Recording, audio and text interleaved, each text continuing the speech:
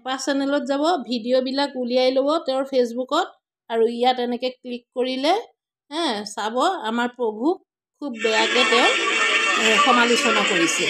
তাৰপিছত চাওক, জয় কৃষ্ণগুৰু জয় জয়তে পৰম কৃপালু শ্ৰী শ্ৰী কৃষ্ণগুৰু গুৰু কৃষ্ণ প্ৰভুৰ শ্ৰীচৰণত শতকৌটি প্ৰণিপাত জনাইছোঁ। তেৰাই যেন হৃদস্থিৰ হৈ কৃপা কৰে আৰু আপোনালোক সকলো বন্ধু বান্ধৱী ভাল হৃদয়ৰ শুদ্ধ মনৰ উচিত বিচাৰ কৰিব পৰা সকলো শৰণীয়া অশৰণীয়া সকলোৰে চৰণত মই ভক্তিভৰা সেৱা নিবেদন কৰিছোঁ। আপোনালোকৰ মাজলৈ মই এটি ভিডিঅ' লৈ আহিছোঁ। আমি এটাই কথা শিকিছোঁ, কাৰো সমালোচনা কৰিব নালাগে। আমি এটাই শিকিছোঁ, আমি নকৰোঁ। কিন্তু কোনোবাই যদি আমাক সমালোচনা কৰি যায় তেতিয়াহ'লে আমি সমালোচনা কৰক বুলি এৰিও দিওঁ। কিন্তু আমাৰ গুৰুদেৱক যদি কোনোবাই সমালোচনা কৰি যায় তেওঁক আমি এৰি নিদিওঁ। এইটো কাৰণেই এৰি নিদিওঁ, গুৰু নিন্দা, গুৰুৰ বেয়া কথা আমি যদি কাৰোবাৰ পৰা শুনিব লাগে তেনেকুৱা সময়তে আমি যদি একো উত্তৰটো দিব নোৱাৰোঁ তেতিয়াহ'লে আমি আমাৰ আত্মহত্যা কৰিব লাগে। আমাৰ আত্মাটো হত্যা কৰিব লাগে, যি ধৰণেৰে পাৰ্বতীয়ে কৰিছিল ভক্ত নিন্দা শুনি। আৰু আমি গুৰু নিন্দা একেবাৰে শুনিব নোৱাৰোঁ। মই সেইটো কাৰণেই এই ভিডিঅ'টো বনাইছোঁ।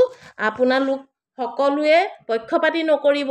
আমাৰ ভকতসকলতো চব জানেই, আছেই, আৰু আমাৰ কৃষ্ণগুৰু শৰণ নোলোৱাও বহুত ভাল মানুহ আছে। তেওঁলোকে বিবেচনা কৰি কওক যে আপোনালোকে ক'ৰবাত শুনা নাইনে যে লোকৰ সমালোচনা কৰিব নালাগে?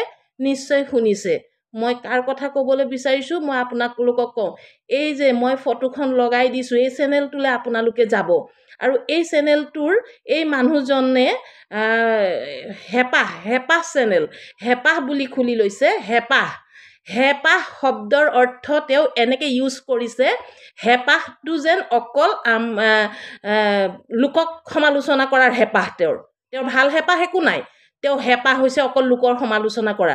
আজিৰ পৰা 2 মাহ আগত আমাৰ পালনাম হৈ গৈছিল, আৰু পালনামত আমাৰ ভক্তি মাতৃয়ে ভক্তা বুলি কৈছিলে, ভক্তা সেইটো লৈ হেমকোষৰ কথা উলিয়ালে, কত কি ক'লে। তাৰপিছত মই সেইটো শুনি সহ্য কৰিব নোৱাৰি ভক্তি মাতৃক আমাৰ এনেকুৱা ধৰণেৰে কোৱা দেখি মই এটা ভিডিঅ' বনাই দিলোঁ। বনাই দিয়াৰ কেইদিনমান পিছত তেওঁৰ ল'ৰাটোক মই সেইদিনাহে দেখিলোঁ যে তেওঁৰ ল'ৰাটো বুবা, তেওঁক লৈ বহুত কষ্ট, আৰু ল'ৰাটোৰ হৈ ফটো শ্বেয়াৰ কৰি থাকে, মোৰ ল'ৰাটো এনেকুৱা তেনেকুৱা। আমাৰ বহুত মানুহ আছে, ভিখাৰী এজন দেখিলে 5 টকা এটা দি দিয়া, আৰু ভিখাৰীজনক আমি 5 টকা এটা পঢ়োতে দি দিয়া দেখোঁ। লেংৰা এজন দেখিলে আমি দি দিওঁ। তেওঁ সেইটো ৰুচল উঠাইছে যে তেওঁৰ ল'ৰাটো লেংৰা বুলি দেখালে তেওঁক চবেই মায়া কৰিব, ফলোৱাৰ্ছ কৰিব। সেইটো মই এইটো কাৰণেই কৈছোঁ, মানুহৰ মা দেউতাকৰ কৰ্মফলতহে সন্তানৰ এনেকুৱা হয়। আজি সন্তানটোৱে কষ্ট পোৱা নাই, কষ্ট পাইছে কিন্তু সেই বাপেকটোৱেহে লোকৰ সমালোচনা গাই থকা সেই বাপেকটোৱে পাইছে। সন্তানটোৰ একো দুখ নাই, দুখ হৈছে সেই বাপেকজনৰ, সেই হেপাহ চেনেল খোলা সেই মানুহজনৰ। সেইটো কাৰণে তেওঁৰ ল'ৰাটোৰ এনেকুৱা হৈছে, তেওঁ কষ্ট খাই আছে। সেইটো কাৰণে মই এইটো কাৰণে কৈছোঁ, তেওঁৰ ল'ৰাটো সুস্থ হওক, তেওঁৰ ল'ৰাটো ভাল হওক। আমি সদায় চিন্তা কৰোঁ, নিজৰ সন্তানৰ যদি বেমাৰ হয়, জ্বৰ অকণমান হ'লে আমি কিমান ভাগি পৰোঁ, আমি পিতৃ মাতৃয়ে জানো। তেন্তে তেওঁ যদি জানিছে তেওঁৰ এটা কষ্ট হৈ আছে, তেতিয়াহ'লে লোকক সমালোচনা কৰা কিয় এৰি নিদিয়ে?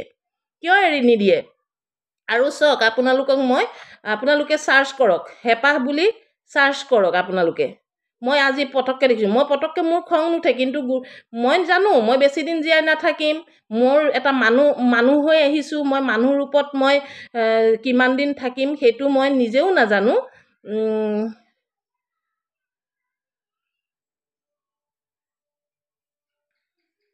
779294 মাজনী, সেইটো তোমাৰ হেৰিটো মোবাইলটোৰ পাছৱৰ্ডটো কিমান আছিলে?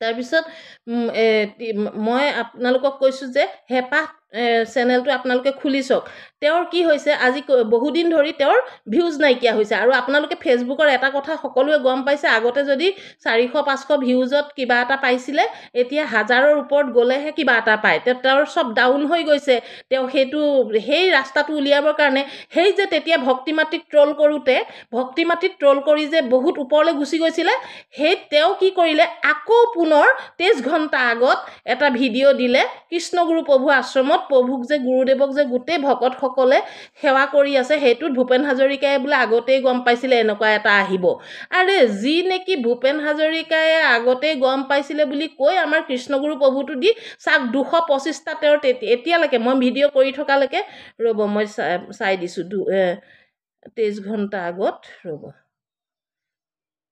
23 ঘণ্টা আগলৈকে তেওঁৰ 225টা তেওঁৰ শ্বেয়াৰ হৈছে তো তেতিয়াহ'লে তেওঁৰ কেনেকুৱা হ'ব তেওঁৰ আইডিয়াটো কি বেয়া লৈছে তেওঁৰ আইডিয়াটো বেয়া লোৱা নাই কৃষ্ণগুৰু প্ৰভুক বেয়াকৈ কৈ পেলাই হ'লেও তেওঁ ভিউজ পাইছে কিন্তু মই আপোনাক এটা কথা কৈ থৈছোঁ দেই আপোনাৰ নামটো কি নাজানো হেপাহ তোমাক এটা কথা কৈ থৈছোঁ লোকনিন্দা কৰি কিন্তু বেছি উন্নতি কৰিব নোৱাৰিবা বুজিছা তাতে তুমি গুৰুদ্ৰোহ কৰি আছা তুমি কি জানা শংকৰ কোন কৃষ্ণগুৰু কোন তুমি কি তেৰাৰ ভকত নেকি তুমি যে তুমি এনেকুৱা নাভাবিবা যে ইমান কম শক্তি লৈ আহিছে আৰু কোচবিহাৰ মধুপুৰ পলাই যাব এইটো অৱতাৰতো তোমালোকক ঠিক কৰিবলৈ আহিছে তোমালোকৰ নিচিনা পাখণ্ডকেইটাক ঠিক কৰিবলৈ আহিছে বুজি পাইছা তোমালোকৰ লাজ নালাগে কোটি কোটি ভকতে যিজনৰ চৰণত সেৱা কৰিছে সেইজনক লৈ তোমালোকে তিৰস্কাৰমূলক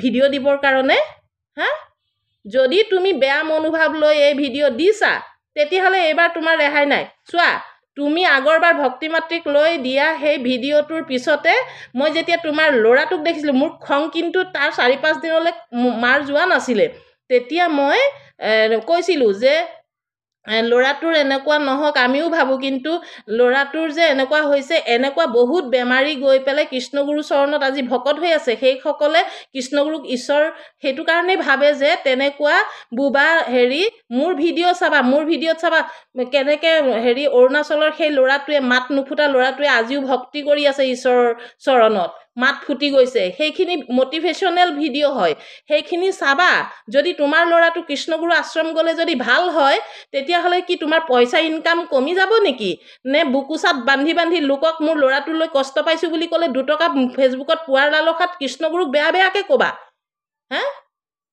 তাৰপিছত মই তেনেকৈ ভালকৈ লিখিলোঁ কৃষ্ণগুৰু আশ্ৰম এবাৰ যাবা গ'লে ভাল হ'ব মাক দেউতাকৰ কাৰণেই ল'ৰা ছোৱালীৰ এনেকুৱা হয় বুলি যেতিয়া কৈছোঁ তেতিয়া কি কৈছে আপুনি মোৰ ল'ৰাটোৰ ওপৰত এনেকুৱা কথা নক'ব মই নহ'লে আইনী ব্যৱস্থা ল'ম লোৱা তুমি আইনী ব্যৱস্থা ল'লে আমিওতো ভক্তিমাতৃক যে এনেকৈ কৈছিলে আমাক যে খং উঠাই আগতে থৈছা সেইটো ক'ম বুলি ক'লোঁ কোৱাৰ পিছত তেনেকুৱা মানুহৰ লগত লাগি লাভ নাই বুলি ভাবি তেনেকুৱা মানুহক লগত চিপুটি মাৰি লাভ নাই বুলি তেওঁৰ ভিডিঅ' নেচাওঁ নকৰোঁ একো নাই কৰা তাৰপিছত হঠাৎ এইমাত্ৰ আহি গ'ল তেওঁৰ তেতিয়া দেখিছোঁ ভিডিঅ'টোত দেখিছোঁ আমাৰ আশ্ৰমৰ অকণমান পাৰিটো মিলিছে ৰাস্তা গেটৰ ফালেদি সোমাই যোৱা সেই ৱালখনৰ মই বোলো আমিতো আশ্ৰমত মাহে মাহে প্ৰভুৰ চৰণত আজি অত বছৰৰ পৰা গৈ পাই আশ্ৰমৰ কিবা এটা আশ্ৰমৰ আকাশৰ পৰিৱেশটো দেখিলেও আমি গম পাওঁ এই আশ্ৰমৰ ওপৰৰ আকাশ বুলি তো মই সেইটো কাৰণে ক্লিক কৰি পেলাই